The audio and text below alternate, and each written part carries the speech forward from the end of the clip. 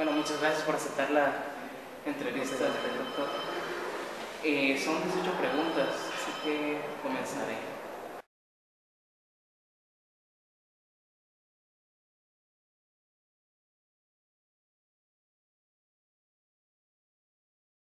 En la sociedad guatemalteca. Yo creo que tiene un papel muy importante porque a la fecha el estudiante de medicina de la San Carlos, conjuntamente con el de las universidades privadas, pero hay más volumen en la Universidad de San Carlos, los estudiantes del cuarto año, quinto y sexto año, ayudan a mantener prácticamente la red hospitalaria. Al mismo tiempo que hacen su práctica asistencial, pues también dan una mano de obra técnica, porque todavía no están en el grado de licenciados, en el apoyo a la resolución de los problemas de salud. Y no solo la San Carlos, porque tenemos al Cunoy en Chiquimula, que tiene influencia en el hospital de Zacapan, de Chiquimula. Tenemos a Shela, que tiene influencia o hace prácticas en el hospital de Shela o de Tenango, Totonicapán. Tenemos la Escuela de San Carlos de Medicina en Cobán, ¿verdad? E incluso hay un programa nuevo que va sobre su tercer año, si no estoy mal, en el hospital de Escuintla. O sea que a nivel nacional yo creo que el estudiante de medicina retribuye bastante a lo que es la sociedad guatemalteca.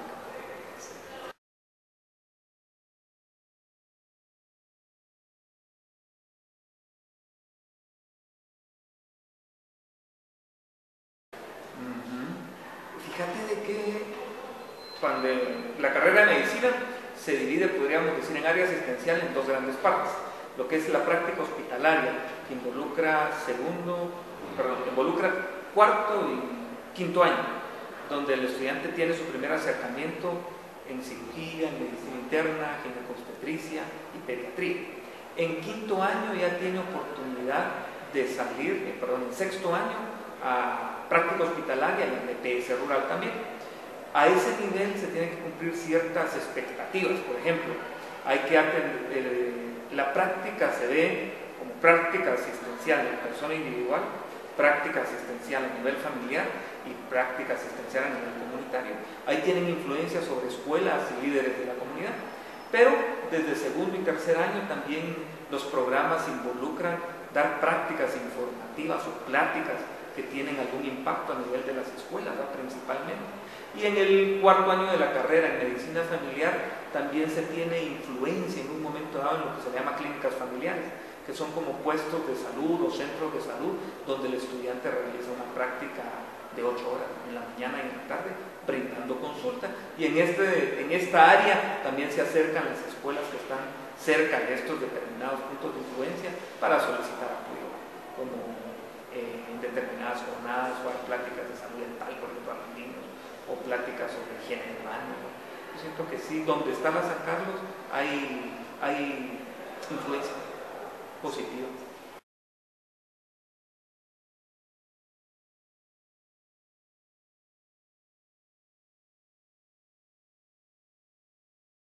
En los hospitales públicos, como todo empieza, como nadie nace sabiendo, hay un protocolo e incluso dentro de nuestros estudiantes hay jerarquías. Por ejemplo, cuando uno llega de estudiante al cuarto año de la carrera, medicina interna o cirugía, el estudiante prácticamente tiene el contacto con el paciente, historia clínica, verificar en un interrogatorio la historia natural de la enfermedad. No todas las enfermedades se presentan igual. Su etapa en intervenir es más que todo en diagnóstico y aprender. Los mandan a leer los temas, pero en un momento dado ellos no tienen la responsabilidad del diagnóstico. El estudiante de cuarto y de quinto año. El estudiante de sexto año que ya está en su ejercicio profesional supervisado puede realizar un diagnóstico bajo supervisión. Por mencionar, yo trabajo en el hospital de la Antigua Guatemala también. El interno, que es el estudiante de sexto año en la emergencia del hospital de allá, cuando llega el paciente a consulta, lo atiende, lo pasa, le llena su hojita, cuál es su nombre, datos generales, por qué viene, el motivo de consulta, historia de la enfermedad, sus antecedentes, luego lo examina y en base a los datos que él obtuvo, ya después de pasar 5 años de teoría y 2 de práctica, entonces él ya viene y formula un diagnóstico diferencial. Por ejemplo, si llegó por dolor abdominal, puede plantear y decir, bueno, el dolor a mí me parece que es una gastritis, o es un cólico biliar, o es una hepatitis, o una apendicitis. Hasta llega su momento. Inmediatamente ahí hay especialidades, ya sea el médico especialista o el estudiante que ya está graduado y está haciendo un entrenamiento para un posgrado de 3 o de 4 años, va y le presenta a su jefe inmediato que es él. Doctor, tengo este paciente, es un don Jorge, de tantos años de edad, su motivo de consulta es este. Al examinarlo yo le encontré esto, y me parece que es un cuadro de una apendicitis aguda. Entonces interviene el jefe inmediato superior, o sea, el que va a ejercer la supervisión, y le platica, bueno, el doctor, sí, doctor, mira, ahí donde, sí, lo vuelve a examinar, y sí, me parece que es un cuadro de una apendicitis aguda, pidámosle sus exámenes, puede ser que ya se los haya pedido, y ahí es donde se corrobora. O sea, el estudiante de medicina no tiene la responsabilidad en ese momento de hacer un diagnóstico, mucho menos brindar un tratamiento. En el ejercicio profesional supervisado lo hace bajo la supervisión del especialista encargado del área del servicio en los hospitales y en los centros o puestos de salud del interior del país bajo la misma circunstancia. O sea que es un proceso de, como la misma palabra lo dice, ejercicio profesional supervisado. Mientras es como un entrenamiento, como cualquier otra disciplina o carrera para irse puliendo.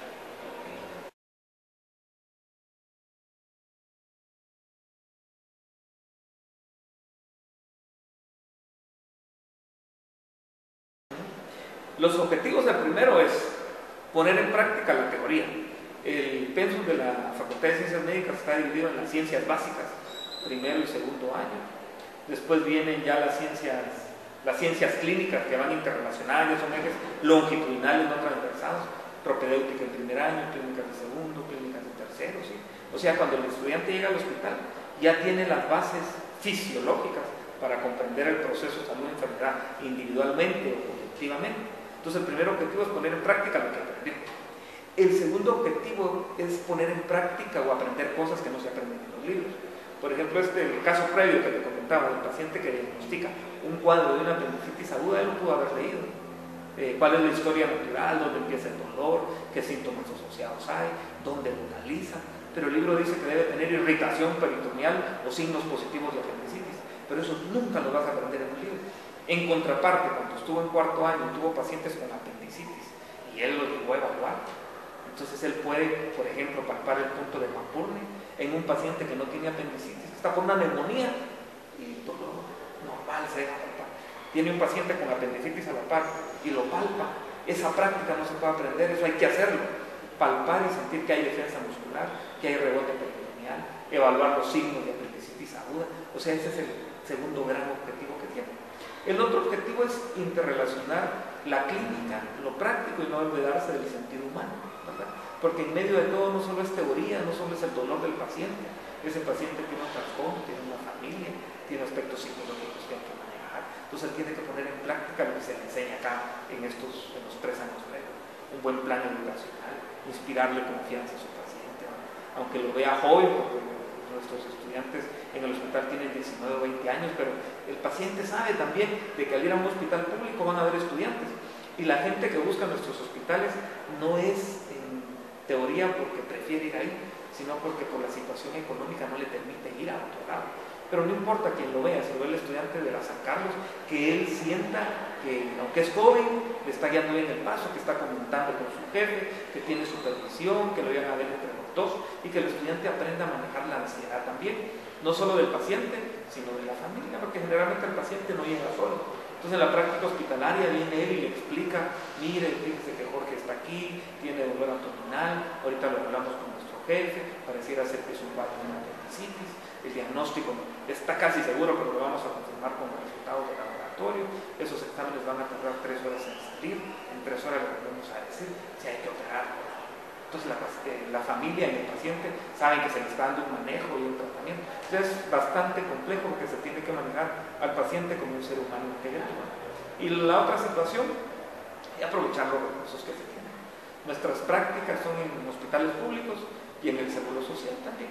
Y sobre todo yo pienso que lo importante es que hay supervisión, por ejemplo, como cuando alguien va a poner puntos. El objetivo en la práctica ya hay una herida, ponete en cuero cabelludo, en una extremidad. Él ya sabe cómo hacerlo, conoce los materiales de sutura, pero nadie nace sabiendo, va a haber una primera vez. Entonces, bajo supervisión, el objetivo principal es desarrollar la competencia, que involucra habilidades y actitudes y tener una base de conocimientos para colocar sus primeros puntos. La primera vez es un poquito difícil, impactante. Ya después, como en todo trabajo, se te va haciendo más fácil y vas perfeccionando tu técnica. O sea que hay un sinnúmero de objetivos, podríamos decir, que tiene que cumplir tanto en el hospital como en el área comunitaria.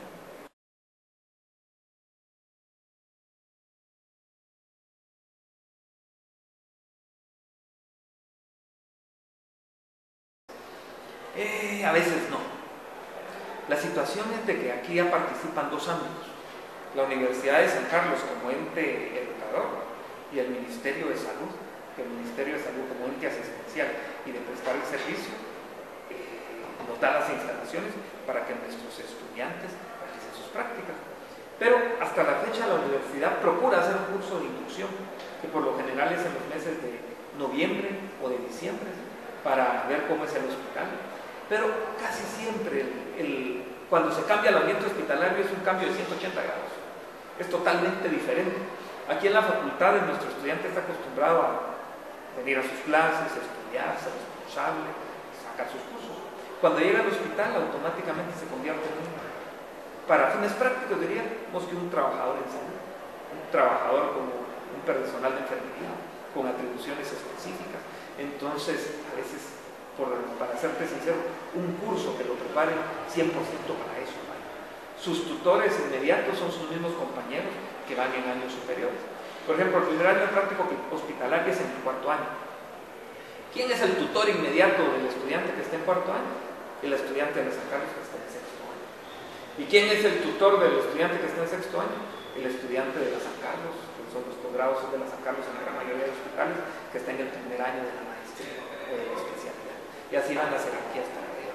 Entonces, conforme va avanzando en el trabajo, va recibiendo la tutorial con relación a lo que tiene que hacer.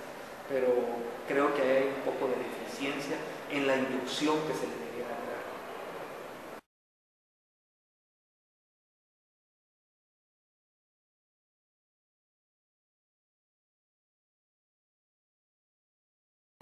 En teoría, cuando se realizan, hay ciertos procedimientos. Podríamos hablar procedimientos a nivel técnico, por ejemplo, sacar sangre. Es un procedimiento que no necesita una acreditación profesional, es un procedimiento técnico que lo puede hacer el personal de enfermería o el técnico de laboratorio.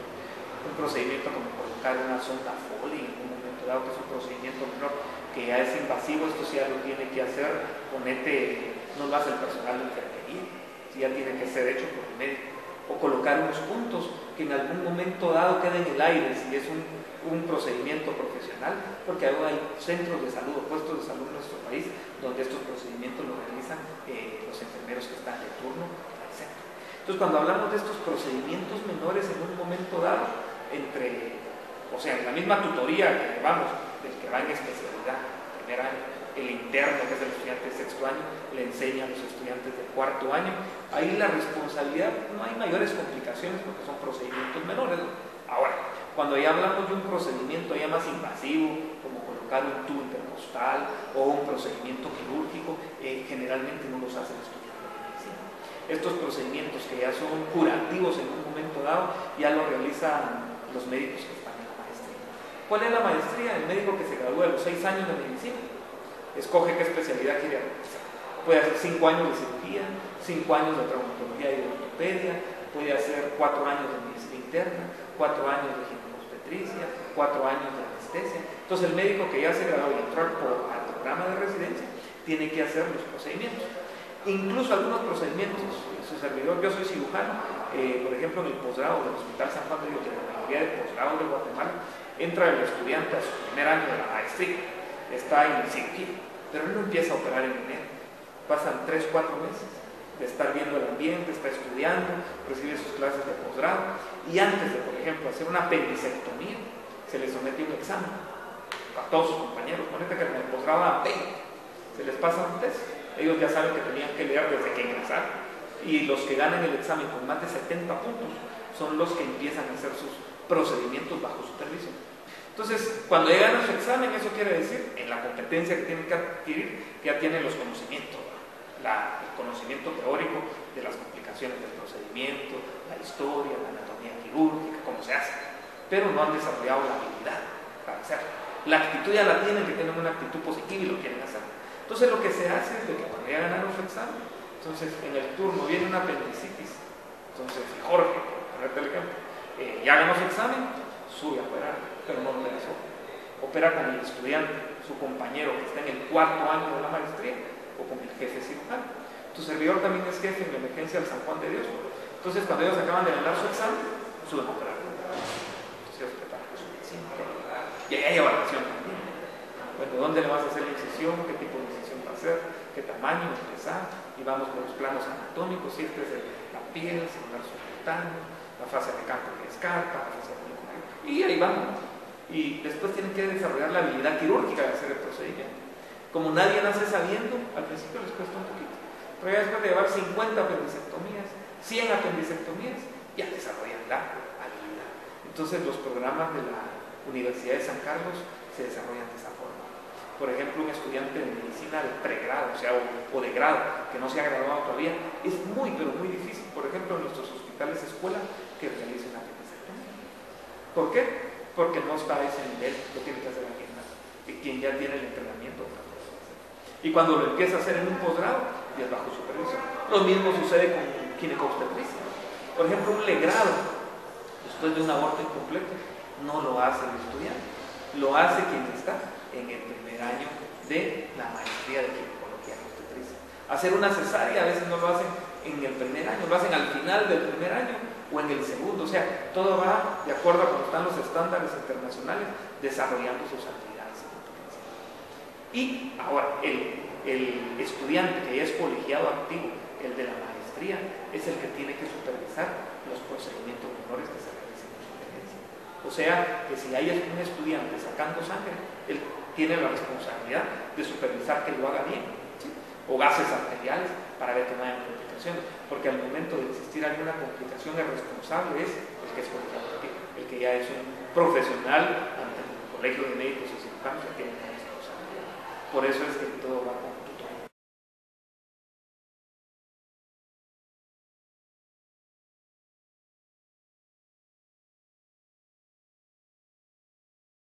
Eso es muy variable.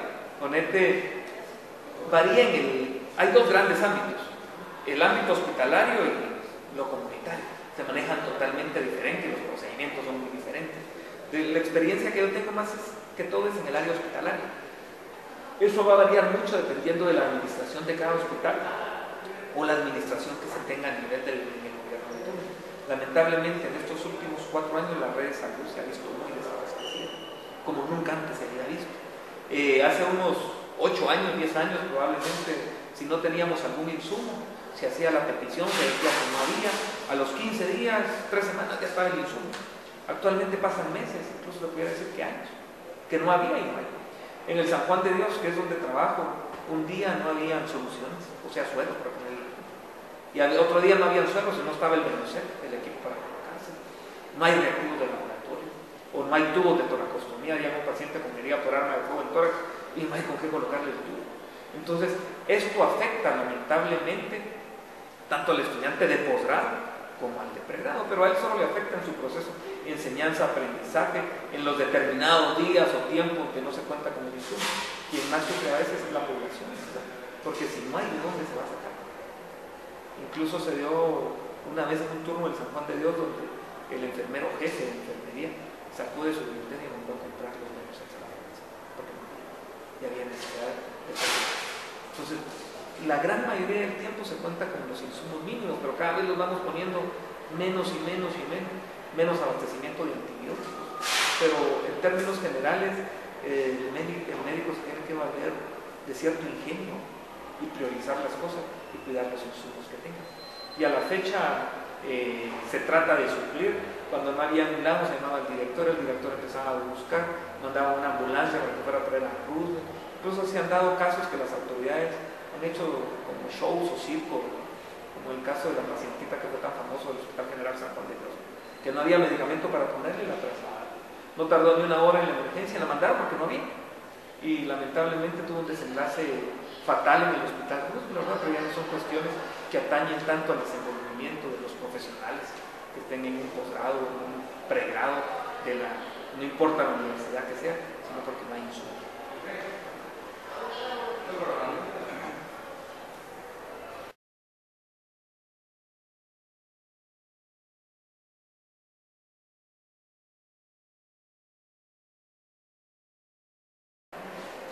Fíjate que, con contadas excepciones, los hospitales casi no ponen un límite en el número de estudiantes que lleguen. Las promociones pueden ser muy variadas. La promoción que está ahorita en sexto año es una de las más grandes en mucho tiempo. Son aproximadamente como 600 médicos en sexto año. Otras promociones han sido de 250, de 300, y la gran mayoría de hospitales pues no pone una limitante.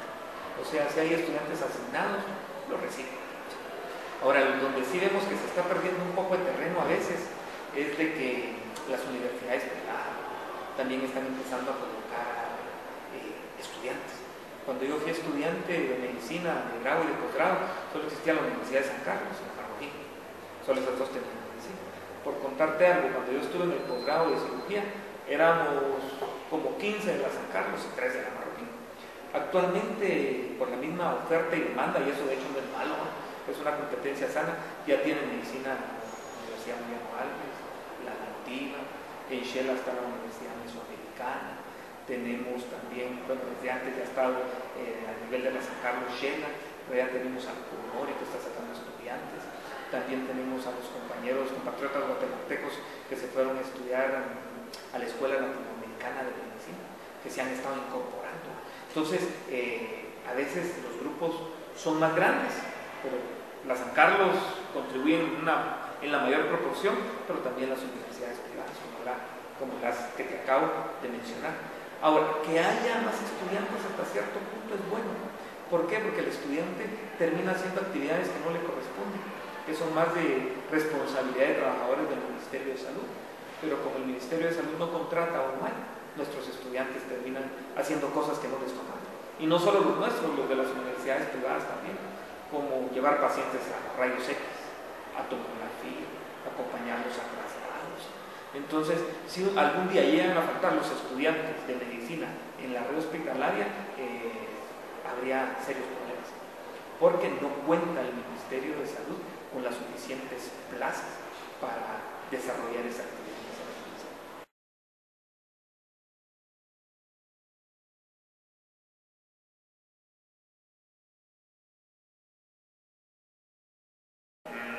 Ahí hay dos aspectos. Como base teórica para desarrollar una competencia, creo que todos necesitamos mayor refuerzo. Ahora, para desarrollar la habilidad de la competencia, sí es necesaria la práctica hospitalaria. Pero se da otro fenómeno también en el área hospitalaria. Por ejemplo, los compañeros que están de turno en la gran mayoría de hospitales, en el grado, eso es hasta sexto año, y en la maestría o en el posgrado, le dedican más tiempo a lo que es lo asistencial, a la práctica que a la teoría. Por ejemplo, si a alguien le tocó turno el día de ayer, que fue día domingo, recibió el turno a las 8 de la mañana, siguió de corrido, entregó su turno ahí a las 7 de la mañana y sigue trabajando en su servicio normal hasta las 3 o 4 de la tarde. Son 36 horas de corrido, o a veces más. Entonces, cuando uno como profesor sopesa el tiempo de asistencial y el tiempo de docencia, por ejemplo, en mi caso, te pongo mi ejemplo, a veces llego a dar mi clase a las 2 de la tarde al Hospital de la Antigua Guatemala, o a la 1, dependiendo a qué hora sea el horario, y tengo 8 estudiantes o 10, y de los 10 suben 5 nada más. Entonces, ¿y los demás dónde están? Es que había mucho que hacer en la emergencia y no pudieron subir. Es que uno anda en un traslado. Entonces, como profesor, yo me pongo a pensar, tuvieron 36 o 24 horas de hacer práctica asistencial. Y la hora y media de docencia efectiva en un salón de clase, a veces no pueden llegar porque hay demasiado trabajo. Creo que la universidad debe regular esos horarios, tanto en beneficio del estudiante, porque aunque seamos estudiantes, tenemos derechos humanos, y también la ley de servicio civil y el código de trabajo dice que no más de 40, 48 horas laborales a la semana. Se ha utilizado que es que si no hacen los turnos no aprenden tanto, pero si no se sopesa y se desgasta mucho en lo asistencial, demasiadas horas de trabajo. Ponete el estudiante que llega a mi clase a las 2 de la tarde y estuvo trabajando ayer desde las 8 de la mañana y tal vez durmió unas 2 horas nada más, tal vez no durmió nada. Cuando llega a mi clase se está cabeceando, pero ya no es una cuestión netamente de él, sino del sistema. Creo que bajo ese aspecto tiene que volverse a normal o a regular, o las universidades privadas, no solo la San Carlos, hacer un frente común para regularizar mejor los horarios, para que haya un mejor rendimiento académico. Tal sería lo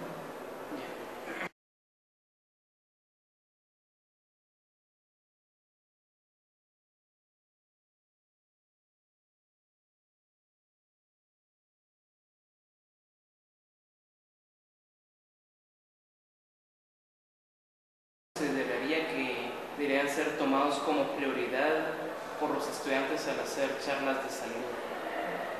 Eso va a depender mucho.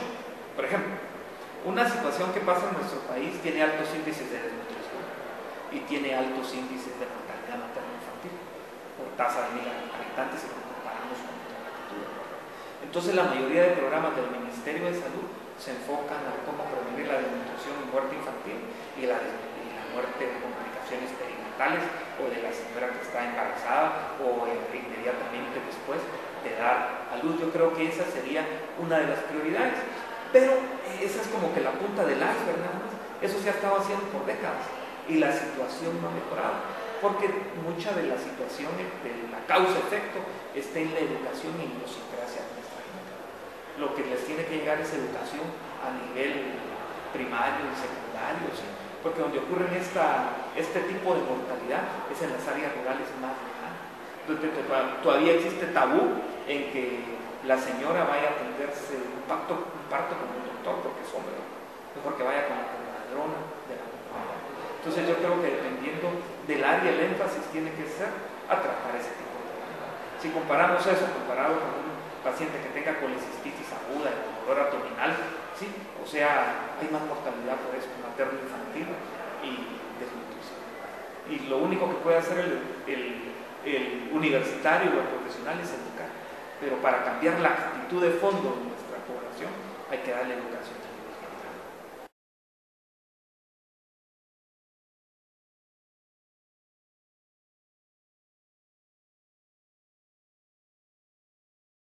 Más que todo la conciencia social, creo que el estudiante de la San Carlos la trae ya porque es parte de esa misma sociedad. En mi tiempo de estar como profesor, uno se da cuenta, por ejemplo, yo soy del interior del país, soy originario de Navajache, vengo de una área rural. La gran mayoría de nuestros estudiantes conocen nuestra realidad del área social porque venimos de ahí. ¿Sí? Entonces la mayor conciencia social que debe tener uno es retribuir en algo lo que la universidad le está dando.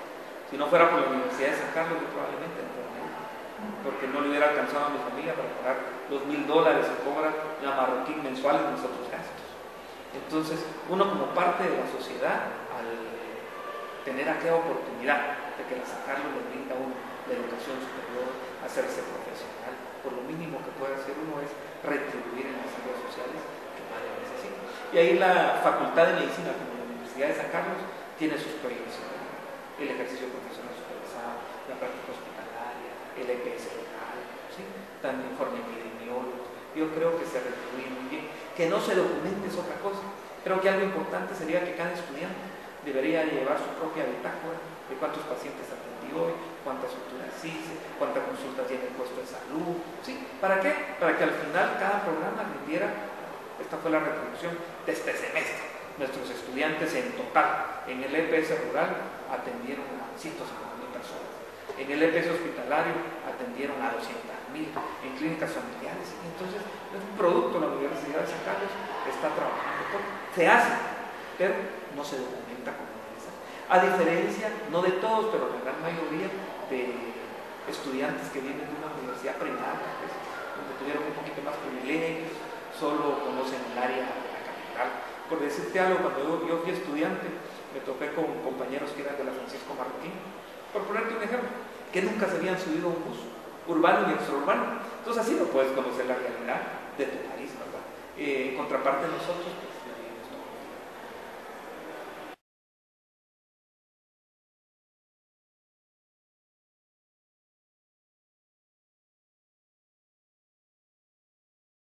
Ahora, fíjate que gracias a Dios, el estudiante de la Universidad de San Carlos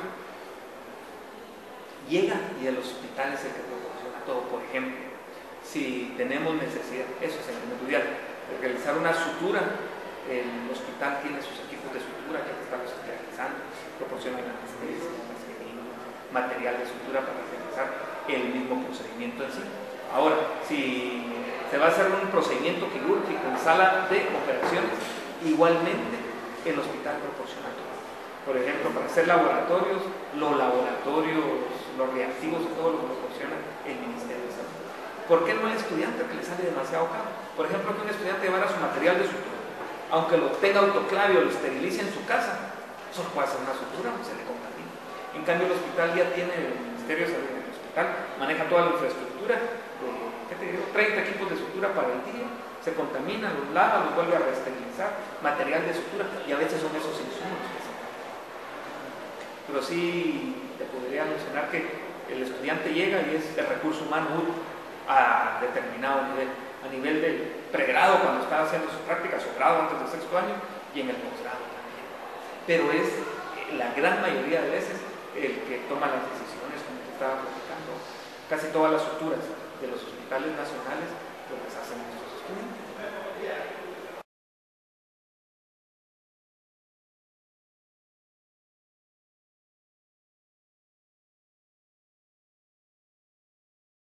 Ahí va a depender del programa. Por ejemplo, en cuarto año se tienen 3 rotaciones de 4 meses: la cirugía, la medicina interna y clínicas familiares. En quinto año se cuenta igual con 3 rotaciones, podríamos decir: ginecobstetricia, pediatría, una práctica de un electivo donde el estudiante elige que si le gusta la oftalmología o le gusta otorrino, puede hacer 2 meses en esa área o hacer 2 electivos de 1 mes, rotando en lo que él le llama la atención. Y la otra práctica es psiquiatría. Entonces cada programa va a tener sus herramientas. Antiguamente se venía manejando por objetivos, ahora se maneja en competencia. Una competencia involucra conocimiento, actitud y habilidad. Entonces, por ejemplo, el estudiante de cuarto año que está en la cirugía, pues obviamente le imparte en docencia, ya cada programa ve si es docencia directa, revisión de papeletas, presentación de casos clínicos. La idea es repasar el tema. Por ejemplo, si se va a hablar de cáncer gástrico, ¿sí?, y hay un paciente con cáncer gástrico en el servicio, puede llevar al estudiante su papeleta y este es don Pedro, de tantos años de edad, consultó tal día, tenía tal cosa, que tenía epigastralgia crónica, y presenta todo en orden: esta es la endoscopía, esta es la tomografía, estas son las placas. Entonces todos enriquecen ese conocimiento. O pueden ir al docente y les da una clase de apendicitis aguda, donde todos leen y todos ven, y al final de mes hay un examen teórico. Pero al mismo tiempo los programas manejan competencia, donde el estudiante puede tener su bitácora: cuántas suturas realizó, suturas en el brazo, suturas en cara, y dependiendo de eso se les califica. Ahora, cuando se califica la universidad a través del profesor, por ejemplo en el ETS hospitalario, que es donde yo laboro como profesor, nosotros tenemos 10 puntos de los, ponete el 50% de la nota que se maneja. De ese 50% se divide casi un 80% en un examen teórico al final de la práctica y un trabajo de investigación. Todos pueden realizar un protocolo de manejo, algunos pueden empezar a realizar su protocolo de tesis de una vez. Ese tiene el otro 20-25%. El otro 50% se califica en asistenciales, ¿no? Durante el estudiante que está en su práctica, ponete 2 meses o 1 mes, va a estar trabajando en un servicio, ¿sí?, con los médicos del Ministerio de Salud, sus compañeros del posgrado.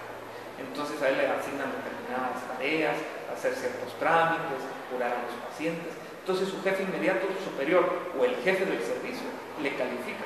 Por ejemplo, Juan venía temprano, no faltaba, era proactivo, cuando le preguntábamos contestaba, tenía interés, presentó este caso, ganó el 80 puntos, ya queda a criterio de él el porcentaje que le coloca.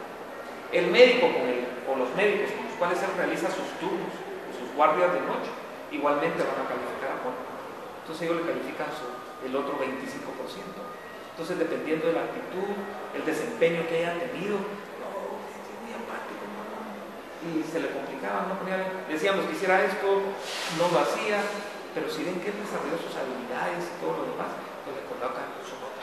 Entonces la nota en el área hospitalaria se divide en lo que es Universidad de San Carlos, que puede ser 50, puede ser 40, puede ser 30%, y lo asistencial, que son los médicos del Ministerio de Salud, los jefes de los servicios, o sea, de los hospitales, o sus compañeros que van en el posgrado. Y ahí es donde sale el plan.